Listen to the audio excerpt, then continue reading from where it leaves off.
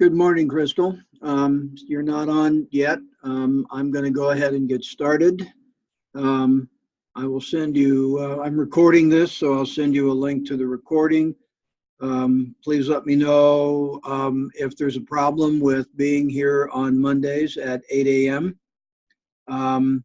Because that's the time that probably works out best for me, get us started on the week. Okay, so welcome to Health Economics and Policy, or Healthcare Economics and Policy. We're going to be talking about a number of different things here. Let's go back and just take a look at the objectives for the first week. So in the first week, we're going to be looking at economics in general and looking at demand idea, the idea of supply and demand, and cost-benefit analysis. And we'll start looking at insurance in the second half of the week. I'm going to go through a couple of PowerPoints this morning, and we'll take it from there and talk about other aspects. But meanwhile, I want to go back to here and look at this week's assignments. So it'll be the same structure as we had in health facilities management, a discussion every week. In this particular case, many of the discussions will be to look at the chapters for the week, which are the first 5 chapters of the text, and pick a question out to answer in that discussion. Make sure you say where it's from, what chapter, what number, and what page it's found on, and then answer the question. Post your response using the usual guidelines. So obviously, again, as usual, it will be due by Wednesday, and the first post will be due by Wednesday. I will attempt to respond to it. You can respond to me with any comments on my response to you. So there is the discussion. So let's back up again. Look at this week's assignments.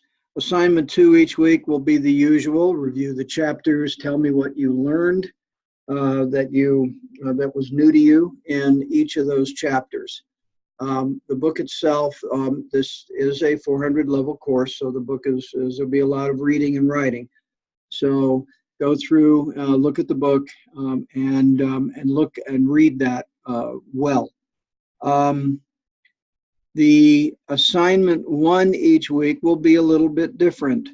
In this particular case, we're going to look at the affordability of health insurance. So I've given you directions here. You'll go to the U.S. Census Bureau. You can just do a web search for U.S. Census Bureau.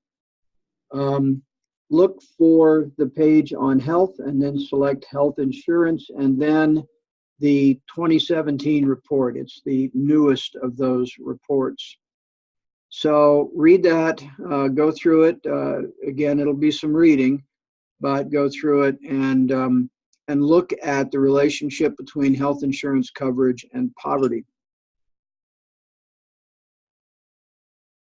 We know that poverty is a big influence on health in general. We know that mortality rates, illness rates are directly related to income level. They're also related to race in other ways, but our focus here will be on poverty. So you'll have basically a short paper, 1 to 2 pages, looking at that information and what you learned from it. And so you'll also find the grading rubric here at the bottom of the assignment. So that's the structure we'll have. Each week we'll have a different assignment one, but assignment two will always be to do the reading and summarize what you learn. Then there's an assessment each week. The assessments are set up as usual so that you can do two of them. You can do it twice to maximize your learning. So I urge you to do that. That will be the structure all through. What I plan to do is for us to have an hour-ish session every Monday morning from 8 to 9. Because I need to be at school by about 10. So for another class that I'm teaching on Mondays and Wednesdays. So that being said, let's swing into looking at the PowerPoint. So I'm going to do a new share.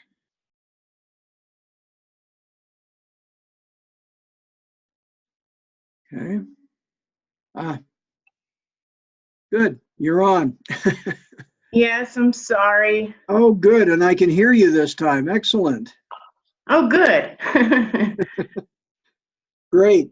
Well, I'm recording this so you can go back and look at the first few minutes. All I did was discuss the structure of the course. Okay. And give you a heads up on this week's discussion, which is going to require heading online and finding a report from the Census Bureau. But basically, this is health economics and policy as a subject. So we're going to do a lot of discussing of things like economics. It's not per se an economics class, so that's not the goal here. But we will be looking at a number of economic principles. And so I'm just going to go through a couple of PowerPoints right quick. I expect we'll meet for roughly an hour each Monday morning. Okay. I may do an additional short recording for Wednesday, in which case I will send you a link and an email about that, because I have some additional information to throw at you as well. So watch for that, and if there is a Wednesday recorded session, it'll probably not be more than half an hour. Okay. So I will let you know. So our textbook is online, and you can pull that up if you haven't already done so. So there's a number of things. Your discussion is to actually answer some of the questions that they pose. There are questions at the beginning of each chapter and questions at the end of each chapter. You can choose which you want to address. The questions at the beginning are a general outline of what topics are covered during the chapter. The questions at the end are much more specific. I'll leave it up to you as to which of those you want to choose, whether the beginning questions or the end, okay? Okay. Okay, so in chapter 1, we really look at some of the basic principles of economics. And we have a series of questions, and there are some interesting questions here. Like, why does it cost so much? So, and how is it different from other kinds of services and goods that we buy? So we're going to go through looking at a few things. This is from 2010, so it's an old bit of information. But it takes a look at the percentage of healthcare that various age cohorts actually spend as a percentage of their average monthly income. And so you can see, and it seems perfectly legitimate and obvious to most of us, that the older you are, the more you spend on healthcare. The difference here is that once you get above retirement age, your income drops. So the percentage that you spend actually goes up significantly because you're spending more on a lower base income. So one of the issues that we have, and one of the reasons we have things like Medicare, and this is out-of-pocket spending, so it's in addition to Medicare. So this actually underrepresents the total amount of that is spent on healthcare for the elderly or for anyone else, because most people have health insurance of some sort. So healthcare spending, basically, all economic exchanges are essentially two-party transactions. One person buys, another person sells. That person could be, from the legal standpoint, a corporation is a person, so a company or an individual. And money moves in a circle. Everything we buy is an expense to us, but it's an income to the person that we buy it from. So that's one of the others. We won't worry about the derived demand because there are money that goes back and forth in many directions. There are often intermediary organizations that we deal with. An example here might be a pharmacy. Is an intermediary. We don't buy directly from the manufacturer of drugs. We buy from a pharmacy. The pharmacy buys the supplies, and so it can be a multi-step process, but each transaction is a two-way street. And it's all circular. We have, this graphic really describes, adds another dimension to the one before, in that we have money comes into individuals as wages, rent, or profit, whatever. But we also are providing our labor or capital back to the person that is paying us. And labor is capital in the sense that it is a value that you offer someone that they pay you for.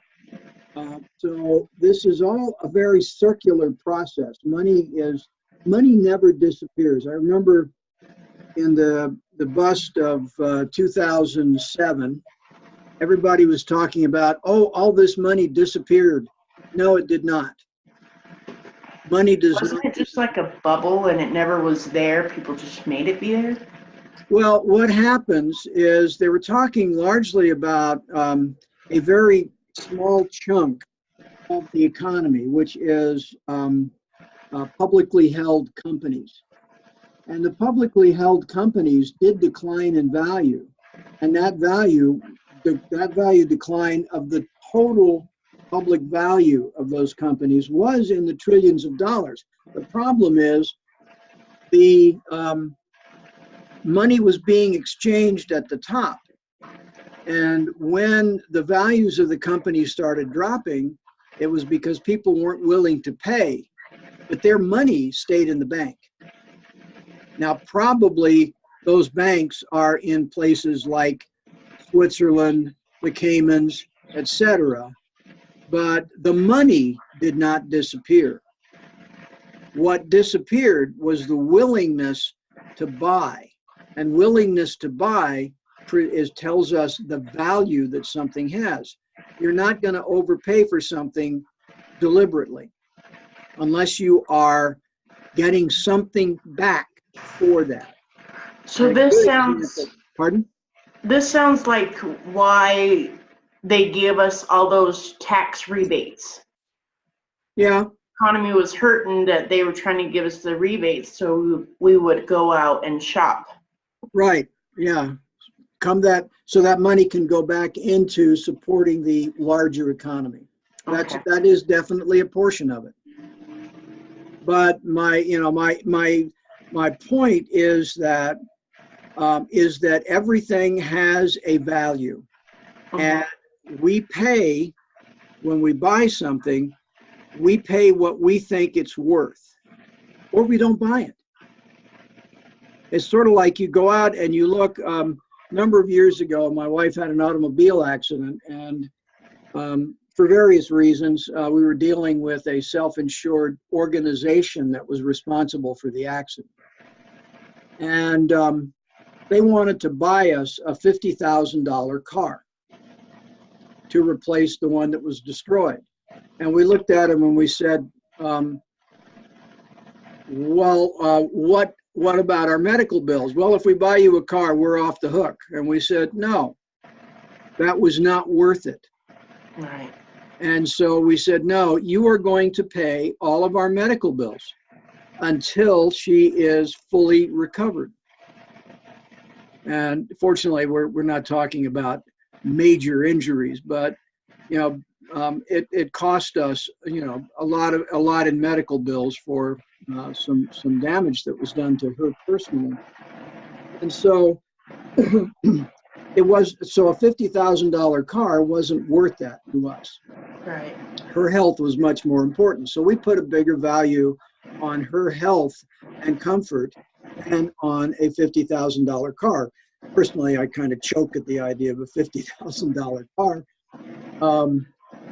But nonetheless, that was a decision on our part. So the value, and they ended up paying us about $50,000 ultimately, but that covered everything.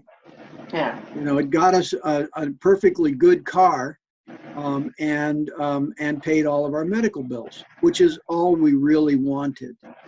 So everything has a value, and that value determines our willingness to buy. If something becomes too expensive, we won't buy it. Simple as that. And if something is worth buying, we'll find a way to do it. But that's really why the whole thing is circular. The money works in this fashion. Every dollar that goes from one person to another or one company to another represents something that is giving value back to the person spending the money, and then and provides some wealth to the person who is taking the money.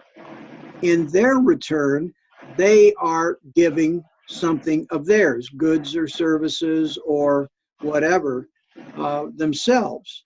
So everything has a value. Money is merely a means of putting a relative value on goods and services.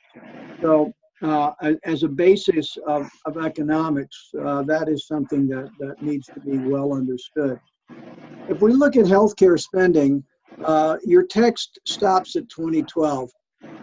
I believe in 2016, the entire healthcare bill for the United States was $3.2 trillion. So it has gone up. In this text, I think they quote something like 2.6 or 2.4 trillion total. But here is the number amount that is spent per person, and where they come from. So we're always interested in accounting, and you've taken some accounting courses, so you know this, the sources and uses of funds. That's one of the things that when we do an accounting report, especially for tax purposes, or for if we're a public company for our publicly stated accounts, we talk about sources and uses of funds. Well, here we see the uses. They go 31%. This is 2012. 31% is hospitals, 19% is physicians. So 50% of the total spend is going to hospitals and physicians. Everything else is a little bit less. Drugs are only 10%. We talk a lot about the high cost of drugs, and I'm certainly not excusing the high cost of drugs. It is ridiculous. And I worked in that industry for a long time, so I know. But 10% is, in 2012, was drugs. Products here includes non-drug health supplies and things, Band-Aids and crutches and all those other things. Administrative costs are a total. The administrative costs are actually much, much higher in insurance. But public, pardon? I'm sorry, I'll be right back. Okay.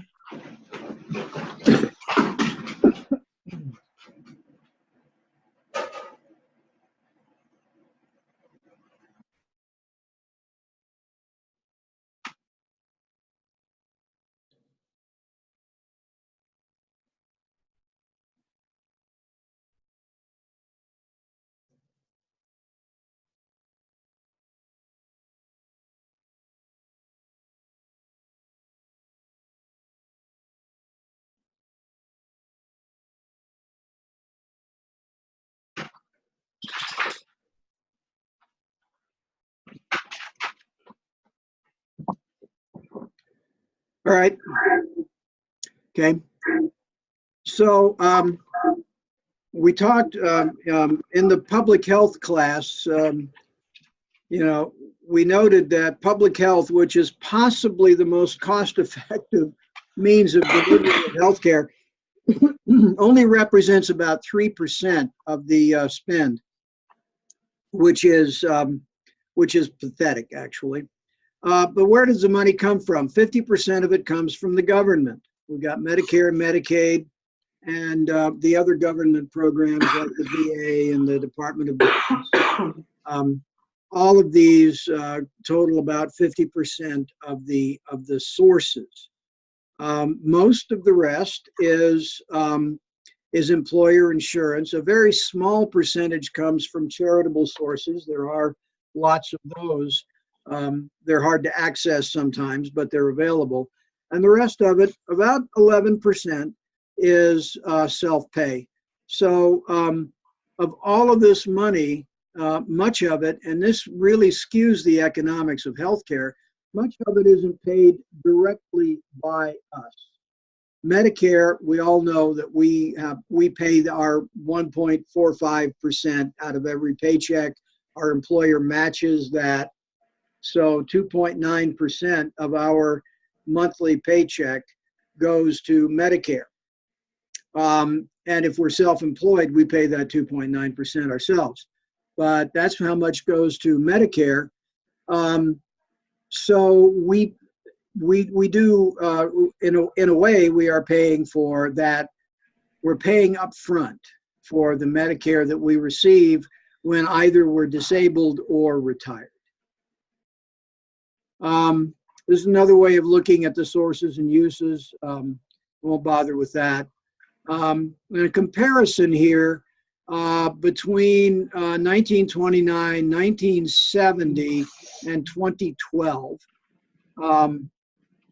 Note that, 2012, they have $2.8 trillion was the total health spending. That's up from $75 billion in 1970. That's not all that far. That's not all that long ago. And that's even further up from 1929, pre-Medicare, when a lot of healthcare delivery was directly to doctors and hospitals. the spend was basically $3.5 million total.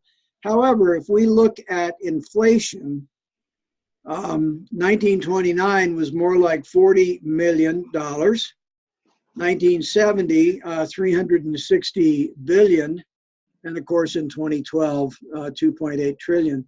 So this is a better comparison as to what these numbers mean, this adjusted, inflation-adjusted number.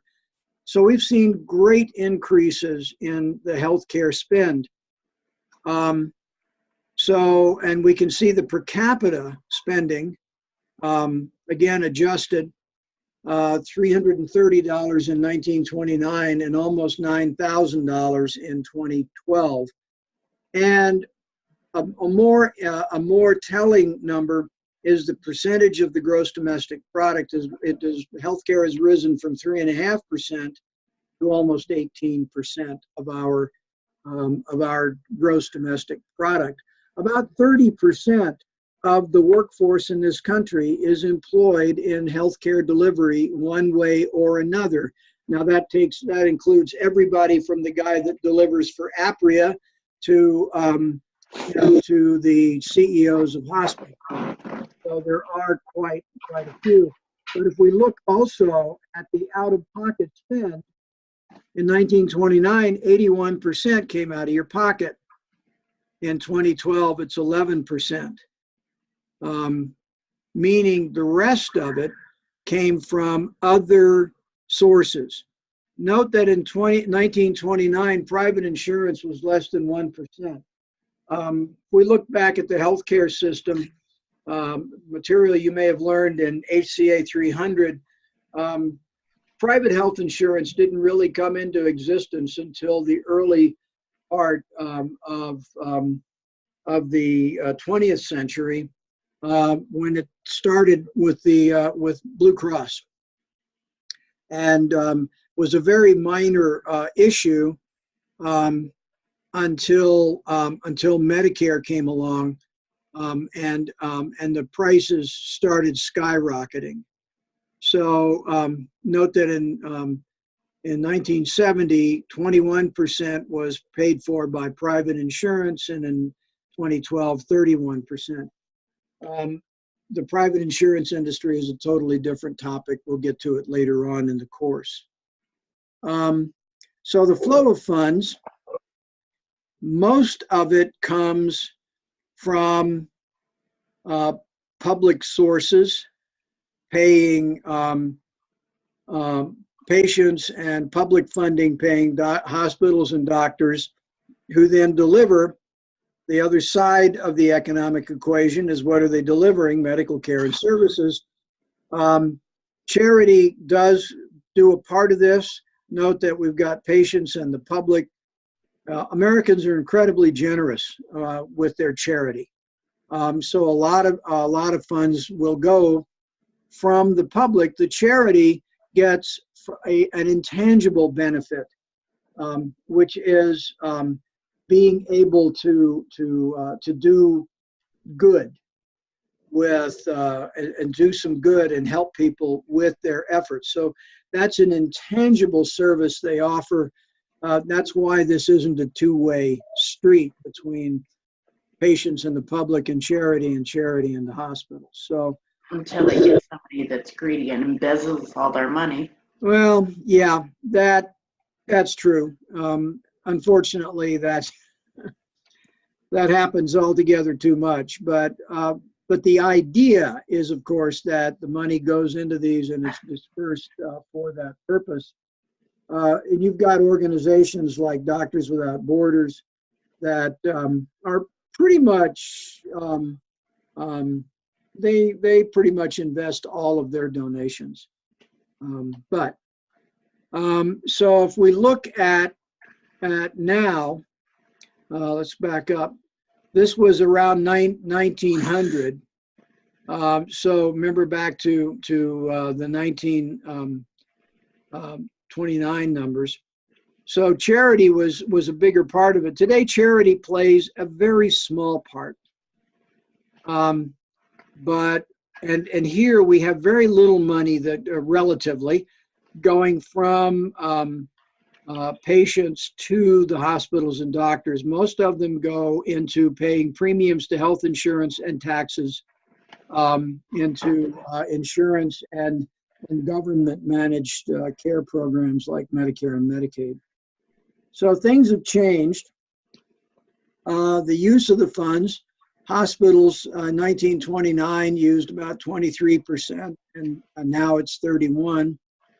But note that hospitals and physicians still are 50% or more of the healthcare. Drugs, in 1929, drugs were a much larger percentage. And in 1970, they were much smaller. Drugs are a much smaller percentage in 1970 is because the drug companies opted out of Medicare. And after that particular dogfight between the medical profession and the government was over and Medicare was established, the hospitals and the physicians started jacking up their rates so that we saw these big increases in the percentage going to those two sources in 1970. What do you mean that they opted out? How could they do that? Lobbying. They lobbied to be excluded from Medicare because they felt that the government would slap price controls on them. It should. They just used the lobbying effort and of course campaign contributions to make sure that they were not forced into Medicare. They began to regret that decision almost immediately, but it still took 40 years to get into Medicare. But that's what happened. They opted out. Basically, I consider the campaign contribution system to be legalized bribery, so they bribed their way out. Right. So that's what actually happened at that time. So we can see that a number of things, if we look here, some things basically didn't exist. Nursing homes, almshouses, charity houses, post houses, so forth, whatever you want to call them, basically didn't exist in their current form early in the 20th century. Home health didn't exist at all. In fact, home health was kind of interesting because doctors actually used to make house calls back in those days. So home health but the home health industry really grew with Medicare. It's still a minute portion of the total healthcare bill. So the other information here is of other value. So let's go on. We've got, excuse me. What do we have? The margin is something that we refer to. Let's take a look. Scarcity, opportunity cost, willingness to pay. We talked about money flowing in a circle. Willingness to pay, we talked about. You'll only buy something that you're willing to pay for. And willingness to pay has a funny definition in healthcare because, of course, we basically don't directly pay for our healthcare. We buy insurance if we can afford it, or we have insurance through our employers, which goes up and down over time. But we have insurance. We can buy it and you can buy insurance a lot of times if you are in really good health for a pretty good price. For a long time when I was self-insured, since I have no chronic diseases, I take no drugs, I could get very, very cheap and sometimes zero premium insurance. But it's for a very high deductible, but it's a risk. Again, we're looking at risk versus benefit. Do I want to pay a bunch of money to an insurance company and have a lower deductible and lower out of pocket? Or am I willing to pay less and take the risk that I have the economic wherewithal to cover out of pocket expenses in the case of major illness? So there's that as well. So, and looking at budgets as well. Scarcity is an interesting concept in economics, and scarcity can be a natural consequence of the world. Important rare earths that the electronics industry needs are very expensive because they're very scarce. They're very hard to find. However, other things that we need for life, like water, although here in the West we have a different view of the scarcity of water than they do on the East Coast, I guarantee you that. Water is something that we have in adequate supply.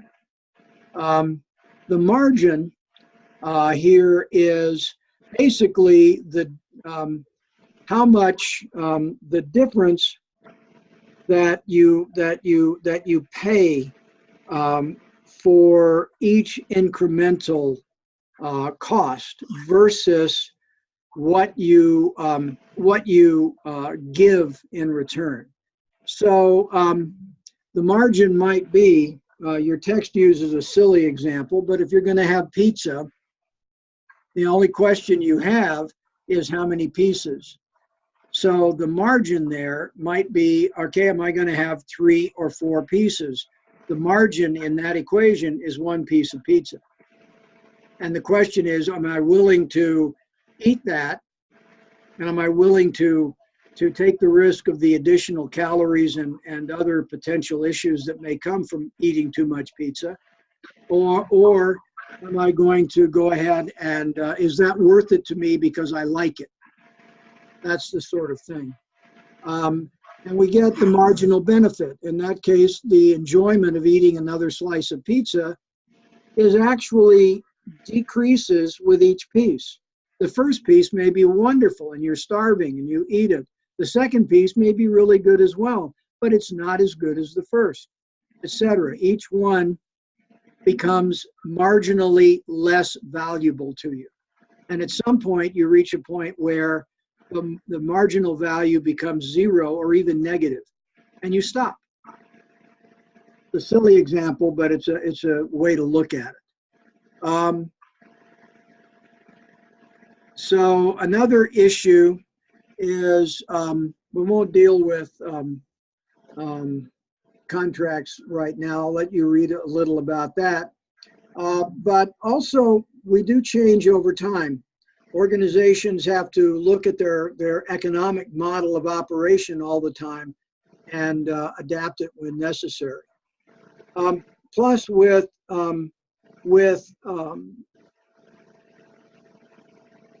healthcare, we do have, there's only so many beds in a hospital. There's only so much time that a doctor has and so many slots for appointments. So distribution can be interesting.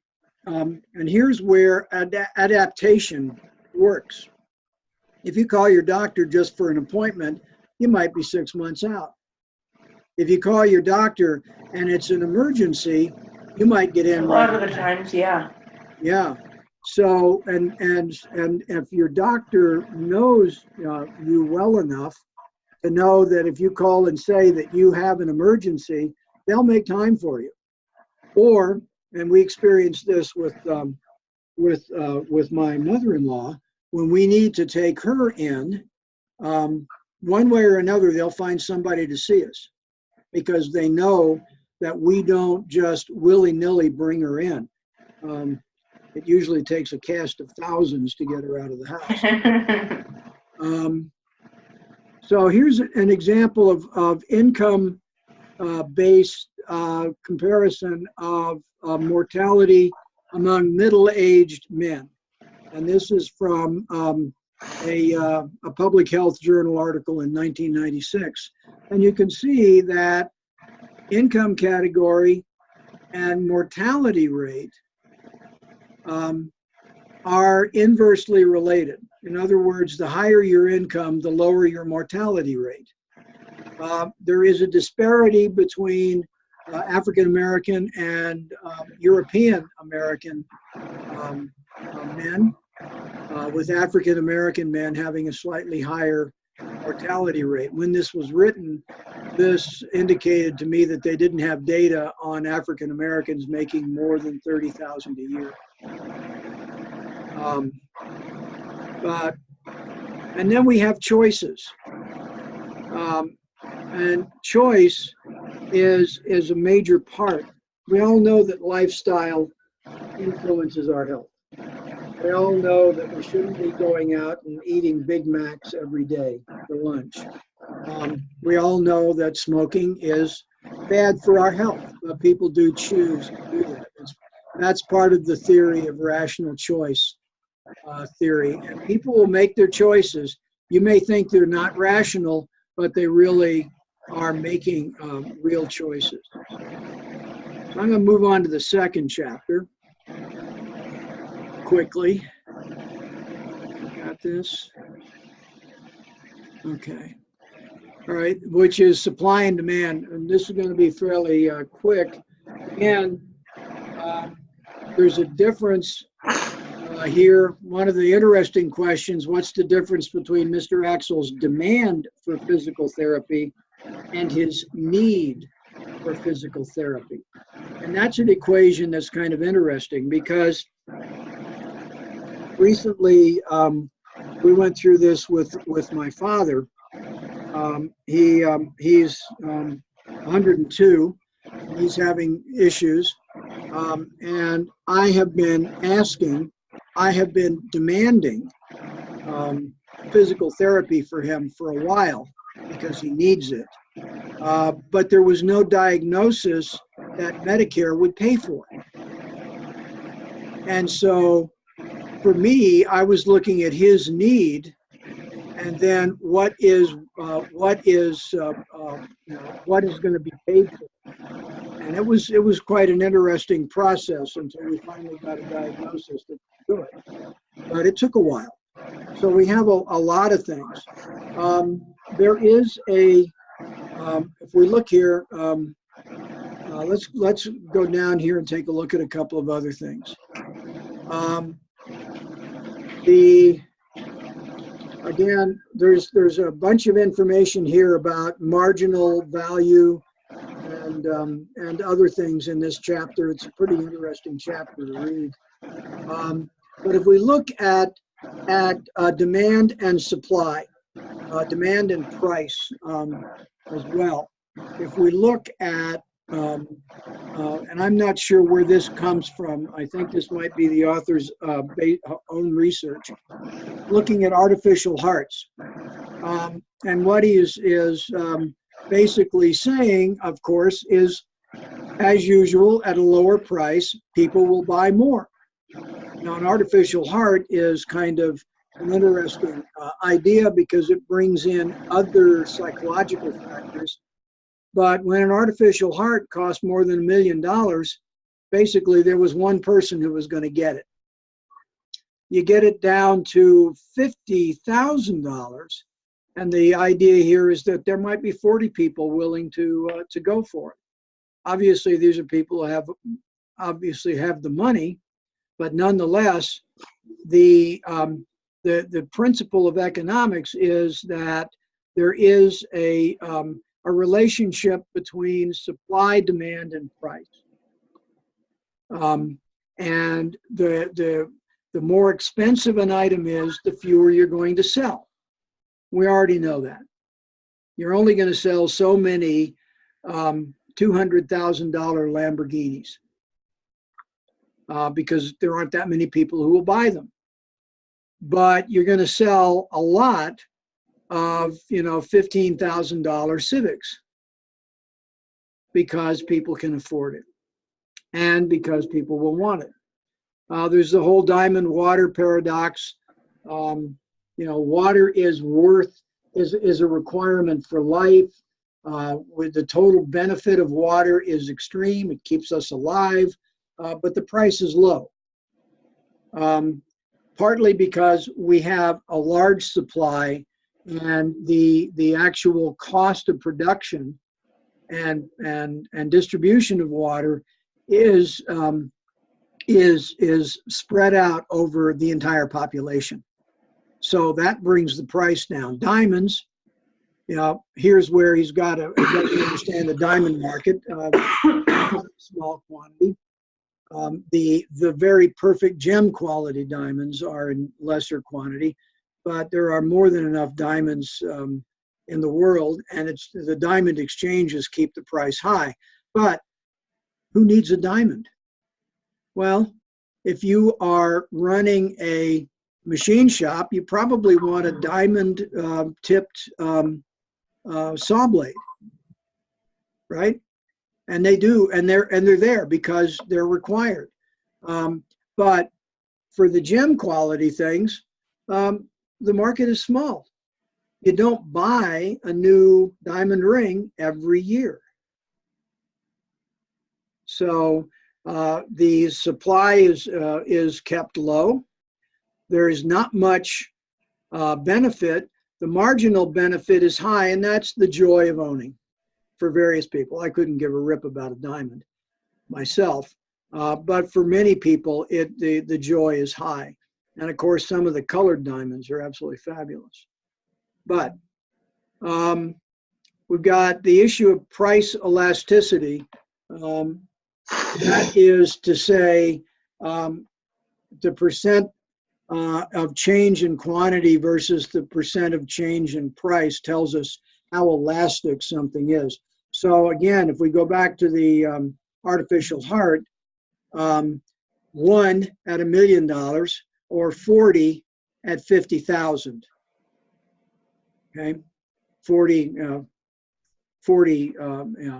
at 50 paying 50,000. So that is a very low elasticity because of the high price. So we have, and then there's the issue of the marginal revenue that comes with each additional item sold. The initial cost could be pretty high. When you buy a car, you pay a lot of money, but the cost of an oil change is relatively small in order to make sure that car is running all the time. So that's a marginal cost of maintaining the car. We go on here and look at a couple of other things. The elasticity. So we have different curves, and elasticity really here, if we look at this, getting a product down to half of the cost might require much more sales. And so that's a more elastic demand. Less elastic means that there's no difference or less difference in sales at a higher price for various reasons. And there are things like electricity are a good example. We have no choice about that. Now, if we look at money being the only price, that's not the only price. When you look at buying anything, you have to, the money that you have is based on the effort that you have done to acquire that money. In other words, your work. So your money is a medium of reward, of payback for you, for your labor, but you have to remember that that labor is also represented by every dollar you spend. And so when you think about it, you're actually working for that gallon of milk that you buy. So money isn't the only price. It is a way of calculating a medium, an exchange rate. How much time? So if you are buying milk and you say, pay $3 a gallon for milk, that means for most people that they've worked for anywhere from 5 to 10 minutes to buy that $3 gallon of milk because of the wage that they pay, their hourly wage. So you can see that milk becomes much more expensive for a person making minimum wage than for a person making 2 or 3 times the minimum wage. So there are other ways of looking at price besides actual money. Let's go down here. Supply and demand. We always look at supply as being something that responds to a demand. If a company is manufacturing widgets and they know that, say, the Ford Motor Company is going to be buying 5 million widgets a year, then what happens is that they have what we call economies of scale when they're manufacturing it. The supply, the demand is X. It costs a base amount to manufacture something. And that's why when we look at the cost of manufacturing, we have fixed costs and variable costs. And variable costs include, if you remember from your accounting classes, including things like raw materials and labor. Fixed costs are overheads and other things over which you have no ability to control or have already been paid. So there is the initial, if you want to look at it that way, if you had to build a plant that costs a manufacturing machine that costs $10,000, then you might say that the very first item produced by that machine just cost you $10,000. Then if you produce 2 of them, $5,000 each. And if you produce 5 of them, $2,000 each. And if you produce 10,000 of them, $1 each. So, but you're only going to produce what you think you're going to sell, which means that you've done some work to determine what the demand is going to be. Each incremental unit produced can be said to cost a little bit less. And that, again, is the marginal cost of each unit that we look at. So, and what we look at is we're looking at quantities being purchased and what people are looking for in terms of setting your price. So when demand goes up, also a lot of times price will rise because if people want something, they'll pay for it. All you have to do is look at Starbucks.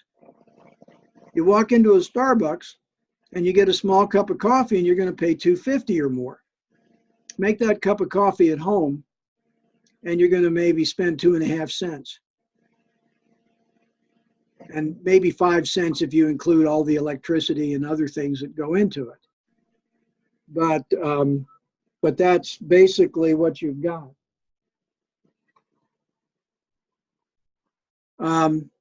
So sorry about that. My phone just rang. So supply and demand. And oversupply often is why you walk into Barnes and Noble and you see the markdown table. All of a sudden, a book that had a price tag of $19.95 is $5. That's because they have an oversupply and they want to get rid of them. So supply and demand are really kind of interesting sorts of things. So the more demand, the more the price will go up. Now this does not take into account competition. Just because Ford wants 5 million widgets a year doesn't mean that that price goes up, because Ford can buy it from company A or company B. And so the economics becomes a little more complicated when you have a competitive situation. Medicine doesn't generally have a very competitive situation. Okay. So a couple of questions. How much is a doctor visit actually worth? That depends. How much is your health worth to you? And why are you going? If you have a broken arm, that visit is worth a lot. If you happen to have a cold, well, it might not be, because most of us get over our colds without any trouble. However, if you happen to be prone to pneumonia, which some people in my family are, that makes it a little different question as well. So the concept of these sorts of things need to be considered.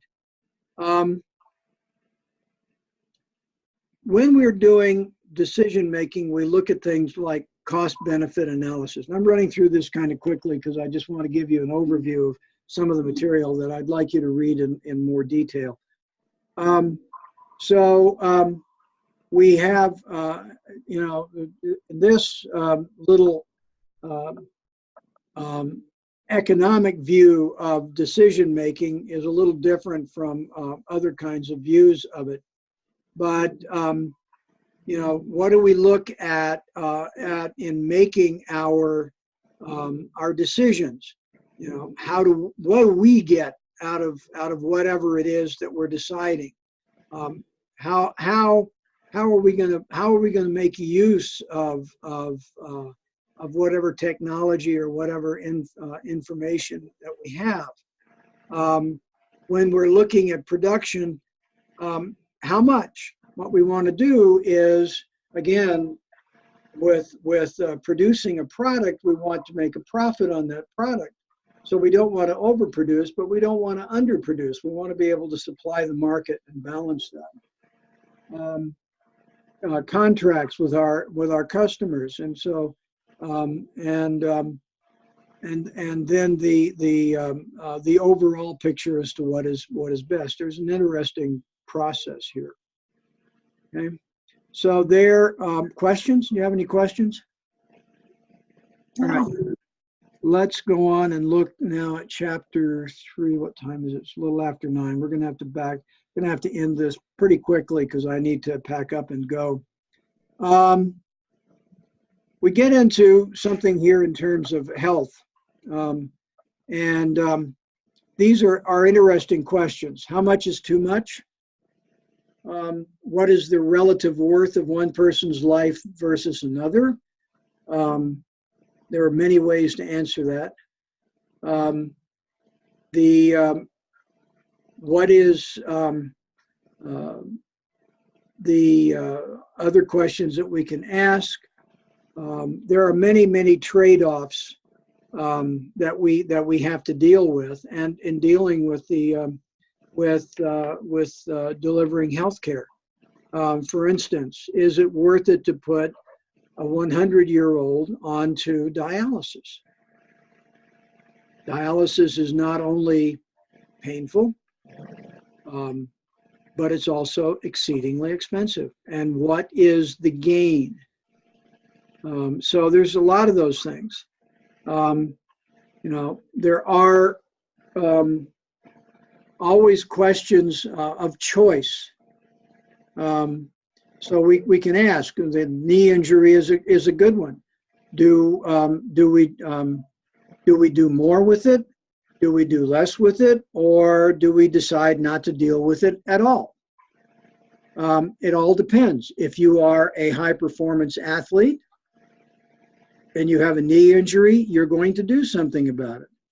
If you're like most of us and not high-performance athletes and we have a twisted knee, we'll probably just walk it out, because our living does not depend on the functioning of that knee very much. Obviously, we all have to walk, but as long as we can move, many people will just gimp along until they get better. Okay, so this is about cost and benefit analysis. And there's always a cost, and there's always a benefit to these things. Here's a look at cost-benefit analysis on that knee injury. Do we go to the ER or not? You know, there are pros and cons. We always will look at the benefit versus the cost. So, you know, go to the ER, it might stop the pain. Well, why don't you just take an aspirin? You know, see if the pain goes away with ibuprofen or aspirin or something like that. You know, so we have to look at some of these other choices. What if this one I call the fear choice? I will feel stupid if something was wrong and I didn't go. That's the fear choice. And it's an interesting way that many in the medical system get you to do things that are not necessary, like X-rays and CAT scans and other things. So, so here is sort of a price cost analysis. So you can take a look at that in more detail. As I say, I'm recording this, so I'll send you the link. And you can also download these PowerPoints. So we look at marginal costs. Again, we talked about per unit. If we look at many of these things, this is an example of marginal costs for making more units of something. So the marginal cost, I mean, the sum of all fixed and variable costs, remember what those are from your accounting courses. You know, but each one after that, the fixed costs are just there. It doesn't matter if you produce 1 or 100. So each one after that then becomes a cost, and it makes it hard to do an economic analysis, because if you really look at the cost of a medication, an aspirin costs a fraction of a penny to manufacture, and you go to the store and you buy, say, a bottle of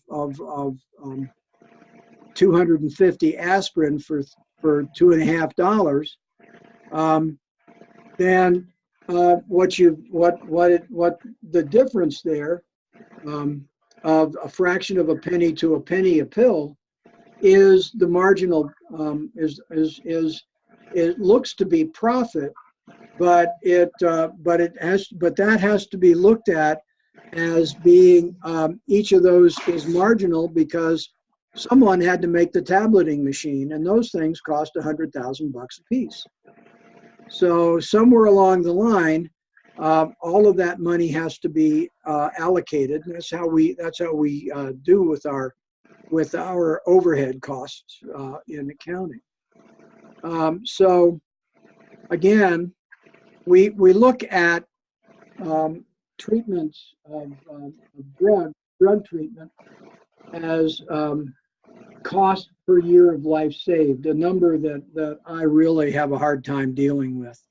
But nonetheless, if we take a look at the survival rate for some random disease, the survival rate is 30%. So the cost, but if there's no treatment, there's no cost. So we have 30% of the people survive at no cost.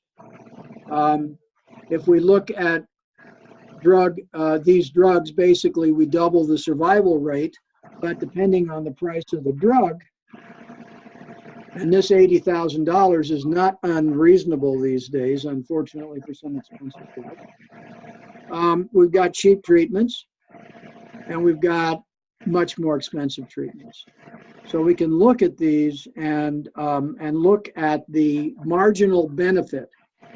So drug A to drug B has a marginal benefit of 3%, which if we divide if we divide that by 0.03, we find that the cost of those additional 3% is much, much higher than this $400.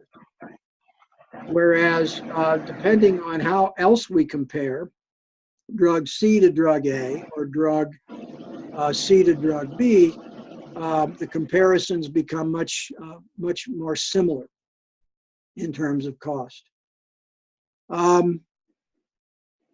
So how severe does the disease to be before we just choose to treat patients? So we've got those as well. We have various choices there for treatment. So there are a lot of other ways of looking at that marginal analysis. And then the cumulative benefits, at some point it becomes flat. It becomes, you don't get any further gain for further number of treatments that you do. Just quick look.